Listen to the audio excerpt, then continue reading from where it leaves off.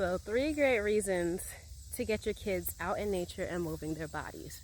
One is great for cardiovascular health. They're off their screens, they're moving, and they're enjoying it, and they're getting healthy bodies.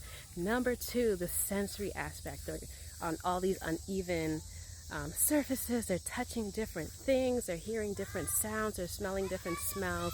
And number three, they're having fun doing something different, learning in this environment about animals, the ecosystem, and all of that. So get your kids out in nature.